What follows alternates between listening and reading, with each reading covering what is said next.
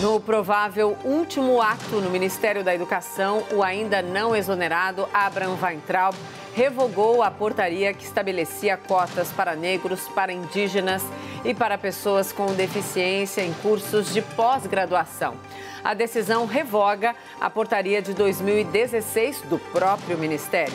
O tema de hoje é: as cotas para minorias em universidades públicas são justas? Os nossos debatedores são Augusto de Arruda Botelho, advogado especialista em direito penal. Boa noite, Augusto. Boa noite, Mona Lisa. Boa noite, Caio.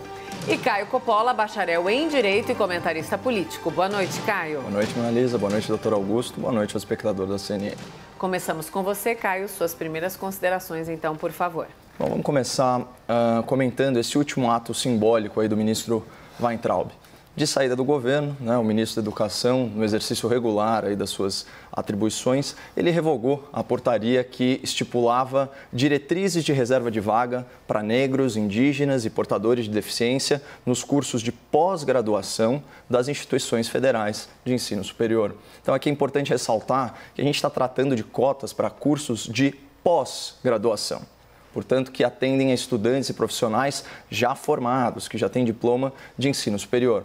Pouca gente sabe, mas essa política de expansão aí das cotas raciais no setor público, ela não se limita às universidades. Ela também já foi implementada no serviço público, no funcionalismo público. A Lei 12.990, né, de 2014, reserva aos negros 20% das vagas em concursos públicos federais. Então, aquela história de igualar oportunidades é uma balela.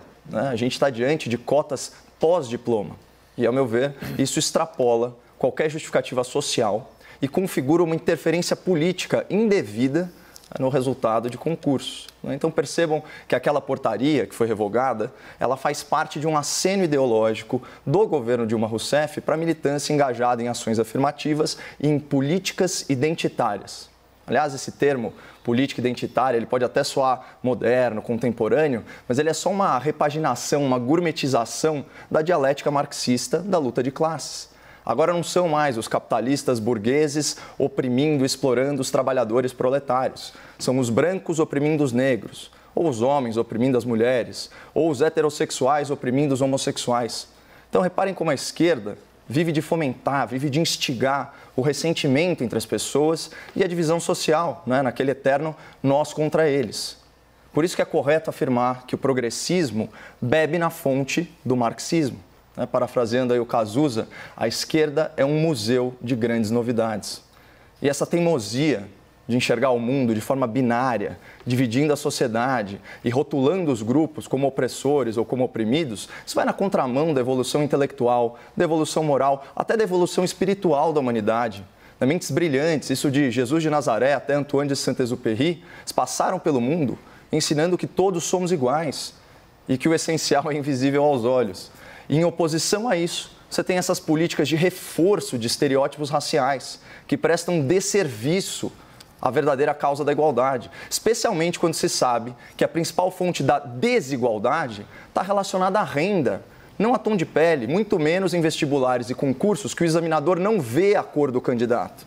E vamos lembrar de um fato elementar: para cada pessoa que ocupa uma vaga ou conquista um cargo pelo sistema de cotas, outra é prejudicada. Então isso é usar a lei para privilegiar pessoas em detrimento de outras. Moralmente, essa conta não vai fechar. Que é isso? Eu ajudo um prejudicando o outro?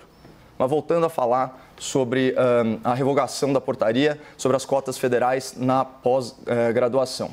Apesar da carga simbólica desse ato, na prática a medida ela tem pouco efeito. Por quê? As universidades gozam de autonomia, né, para determinar esse tipo de política, isso já foi, inclusive, motivo de debate aqui. E na portaria não tinha nem a previsão do percentual de vagas destinadas a cada um dos grupos atendidos. Portanto, essa medida ela não vai impactar diretamente os beneficiários de programas de cotas. Até porque a elite acadêmica brasileira é progressista e não se incomoda nem um pouco de violar a isonomia em nome de uma suposta justiça social. Ao longo do debate, eu pretendo demonstrar justamente isso, que as cotas raciais são cotas racistas, violam direitos humanos e não fazem sentido como política pública, porque a principal origem da desigualdade na formação intelectual, profissional do brasileiro é o acesso ao ensino de qualidade, né? E o que tem muito mais a ver com o sucateamento da educação pública e com a renda familiar de cada estudante. Augusto, suas primeiras considerações, então, por favor. Boa noite a todas e todos. Sempre que eu entender que o tema do debate pede essa consideração inicial, eu vou fazê-la, mesmo correndo o risco de me tornar repetitivo. Trataremos hoje sobre cotas para minorias em universidades públicas. E tudo que eu vou falar aqui, independentemente de qual seja a minha posição, parte da ótica, do lugar e da reflexão de um homem branco, consciente de todos os privilégios que essa condição carrega. As ações afirmativas são essenciais, principalmente em um país como o Brasil, cuja desigualdade social é gigantesca. Portanto, políticas que venham a alocar recursos e esforços em benefício de pessoas pertencentes a grupos discriminados e vitimados pela exclusão, tanto no passado quanto no presente, são mais do que válidas, são obrigatórias. Medidas que têm por objetivo combater discriminações étnicas, raciais, religiosas ou de gênero, aumentando de alguma forma a participação de minorias no acesso à educação, no processo político ou no emprego, devem sempre ser incentivadas. Mais do que isso, é uma obrigação expressa em nossa Constituição Federal, que afirma em seu artigo 3º constituírem objetivos fundamentais da República Federativa do Brasil construir uma sociedade livre, justa e solidária. Erradicar a pobreza e a marginalização, reduzir as desigualdades sociais e regionais e promover o bem de todos, sem preconceito de origem, raça, sexo, cor, idade e quaisquer outras formas de discriminação. A constitucionalidade das cotas, por exemplo, foi declarada de forma unânime pelo Supremo Tribunal Federal em 2012, com o julgamento da famosa ADPF 186. Há uma passagem do voto do ministro Ricardo Lewandowski, que foi o relator do julgamento, que explica que um dos objetivos das cotas seria o de superar distorções sociais historicamente consolidadas. As ações afirmativas, elas não são um fim e não podem ser a única medida para diminuir nosso abismo social. As ações afirmativas são o início da solução. É necessário que se tenha inicialmente uma espécie de tratamento desigual para que aí sim possa se iniciar um processo de inclusão. E é um grande erro pensar que no campo das políticas públicas esses avanços têm que ser feitos por etapas, digamos, sequenciais. Essa é uma crítica muitas vezes ouvida em relação às cotas, de que primeiro deveríamos melhorar a educação básica e então democratizar o acesso à universidade. Ambos os desafios são urgentes, mas eles precisam ser atendidos de forma simultânea. Vivemos em um país profundamente racista. Um país que se ergueu sobre uma estrutura racista e que, apesar de alguns avanços, ainda preserva sintomas mórbidos da escravidão. As relações sociais no Brasil sempre foram pautadas pelo racismo.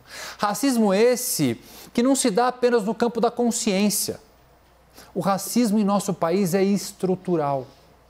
E é evidente que isso traz reflexos diários e concretos na vida de centenas de milhares de pessoas. Portanto, é papel do Estado intervir e adentrar no mundo das relações pessoais e corrigir desigualdades provocadas pelo racismo. Depois de séculos de escravidão, a cota racial se justificaria não apenas por motivos meramente racionais, mas sob um ponto de vista histórico. Nós precisamos criar um patamar mínimo de igualdade e, de alguma forma, recompor o próprio sentido da palavra igualdade. Muitos daqueles que são contra a ideia das cotas justificam que essa iniciativa feriria o princípio constitucional da isonomia. Muito pelo contrário. Partindo da certeza de que a sociedade brasileira é racista e discrimina pessoas negras por causa da cor da sua pele, as cotas são uma tentativa de justamente se efetivar o princípio da isonomia. Se a Constituição diz que todos são iguais perante a lei, cabe ao Estado adotar medidas para compensar as profundas desvantagens sociais que impedem a concretização do princípio da igualdade. A política de cotas foi uma grande revolução silenciosa implementada no Brasil e beneficia toda a sociedade. Depois de sua aplicação, ela quintuplicou o ingresso de negros nas universidades. E essa é uma das lógicas das cotas, a inclusão. Quanto mais pessoas negras acessarem as universidades e permanecerem lá, tiverem uma formação universitária e oportunidade de inserção no mercado de trabalho, maiores serão as chances de que as próximas gerações de brancos e negros seja menos desigual em termos de oportunidades. Mais do que absolutamente necessário instrumento de reparação, as cotas são uma importantíssima medida para a diminuição da ainda tão grande e triste desigualdade em nosso país. Augusto e Caio, então, vamos ao debate. Bom, no começo desse ano, eu tive a oportunidade de me manifestar sobre esse tema das cotas, então queria aproveitar esse espaço para repisar alguns desses argumentos e deixar bem claro o meu posicionamento, que é diametralmente oposto ao do Dr. Augusto. Eu sou contra qualquer tipo de cota racial por uma questão de princípio. Eu sou contra qualquer distinção feita com base no tom de pele de uma pessoa. Ponto final. E eu sou especialmente contra quando essa discriminação é patrocinada pelo Estado. Então, ao reconhecer a cor como um critério jurídico de diferenciação entre as pessoas, o Estado reforça o racismo. Então, aceitar que as pessoas, que os seres humanos, de alguma forma, de qualquer forma, eles diferem em essência pela tonalidade da sua pele, é se render a uma visão de mundo racista. Porque o primeiro passo para você estabelecer aí uma hierarquia racial entre as pessoas é admitir que elas são diferentes em função da sua aparência, da sua ascendência, o que quer que seja. Eu não admito isso, eu defendo uma igualdade formal absoluta entre os nossos cidadãos. E eu defendo um Estado que nunca olhe para a cor de pele dos seus cidadãos. Nunca. Um Estado que condene com rigor aqueles que caminham na contramão da humanidade e praticam a discriminação. Tem os dois lados, né? E o que é discriminar? Se a gente for procurar, sei lá, no dicionário. Discriminar é perceber diferenças. Discriminar é separar por algum critério, né? É formar um grupo com característica comum, seja ela étnica, cultural, religiosa. É exatamente o que acontece no caso das cotas raciais. É o uso de um critério arbitrário para separar pessoas que deveriam ser tratadas igualmente. E no caso dos vestibulares, pessoal, são exames que avaliam conhecimento e não envolvem atividades presenciais como entrevistas. Portanto, aquele fator do preconceito do examinador, e ninguém vai negar que existe racismo, mas esse fator ele é neutralizado no processo e a cor de pele do estudante não influencia nada a performance dele.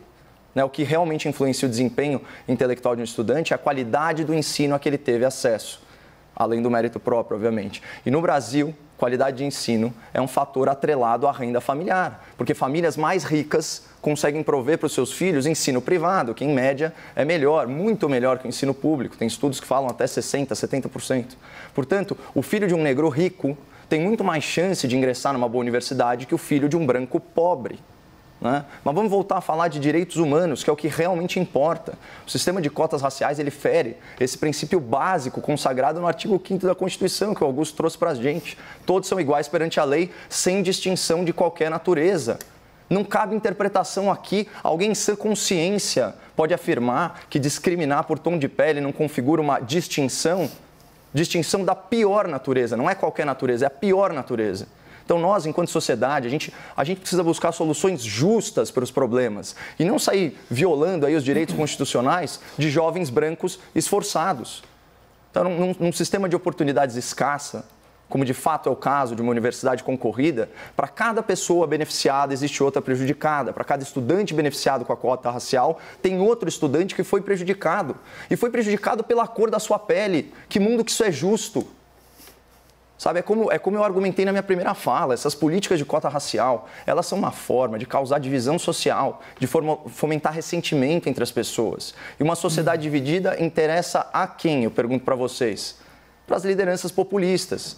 É por isso que a esquerda, quando esteve no governo federal, levou a política de cotas raciais da universidade, para o serviço público. Como justificar isso? E a cota racial em concurso público, como eu disse, é ainda mais injusta, porque o candidato já está graduado, já está com o diploma na mão.